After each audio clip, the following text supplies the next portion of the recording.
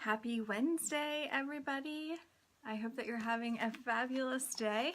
My name is Kathy Furman, owner and founder of Furman Creative, a marketing company where we help small businesses and individuals find their presence online. So today we are doing a training on how to define your personal brand. From a lot of times when I talk to different customers or different business owners in the area, it seems to be an area that they struggle in. They don't know what they should be posting on social media. They don't know how to figure out what they should be posting on social media. And if you're only spending time posting about your business or sales posts, you typically will find that your audience isn't engaged. And when it comes to social media, social media users want to know more about who you are and what defines you as a person. So as you're hopping on, say hi.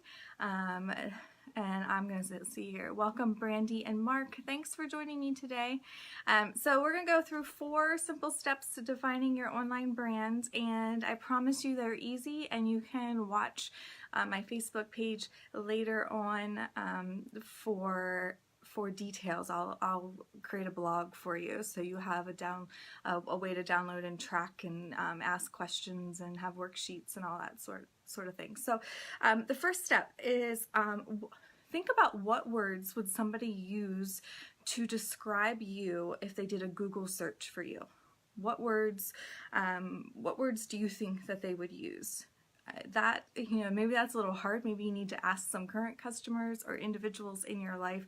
But when somebody is working with you, how are you going to make them feel? What are they going to be looking for?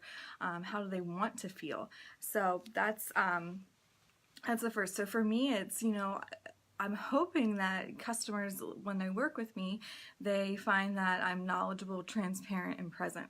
I'm honest, and I can tell them exactly what's working for their brand and what isn't working for their brand. And that's something that I try to portray in all of my online posts and blogs, my content writing on my website, and in my videos. So that is step number 1. Figure out what words somebody would use if they were searching for you on Google. Step 2 is, how would your customers describe you to their best friend? So you already have existing clients, you already have established relationships with some customers. How do you think they feel when they work with you? And feel free, if you want to play along and answer some of these questions as we go, feel free to do that. But you really, you want to be leaving your customers with a feeling of confidence that they have invested in working with you and that it was a good investment. So to make sure that that's what you're portraying, you might want to talk to some of your customers and say, hey, how would you describe me to a colleague?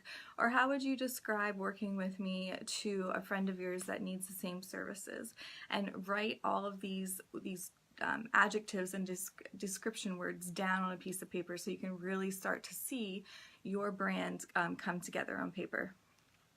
Efficient's a good one, Brandy, definitely. So step number 3, why do customers choose you?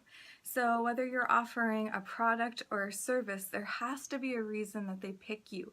You have to stand out among the crowd. I mean, the internet and the online world is never ending, and every day a new website and multiple new websites are popping up, new businesses are popping up, and thanks to technology and the internet,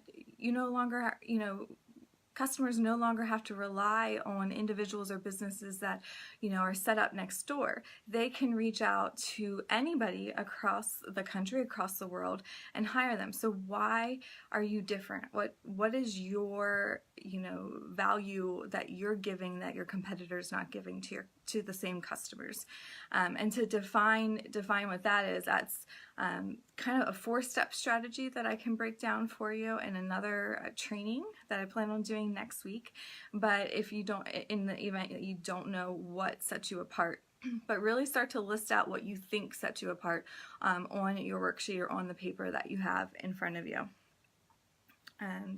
And then the last one is step number 4, how does your brand align with the overall values that you choose to live your daily life by? So it's really important. In today's world, your audience wants to know a little bit about who you are behind the scenes.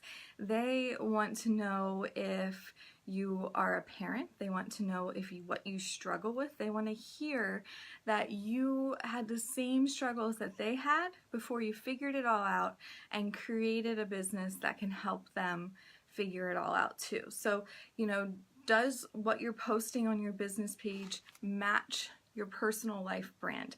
Are you meshing any of those items together? It is okay to post about, personal things on your business page, and that's part of who you are.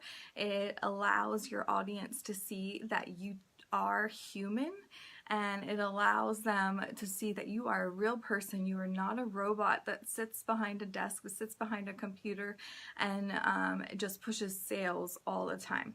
So those are my 4 tips to defining your brand online. If you have questions or you found this helpful, please let me know in the comments below.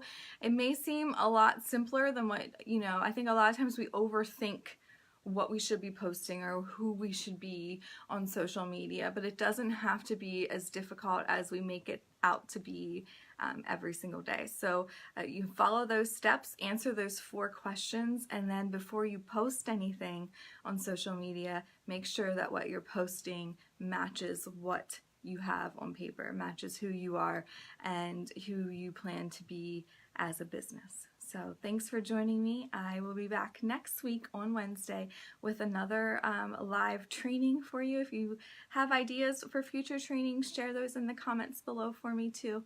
I hope you all have an amazing Wednesday.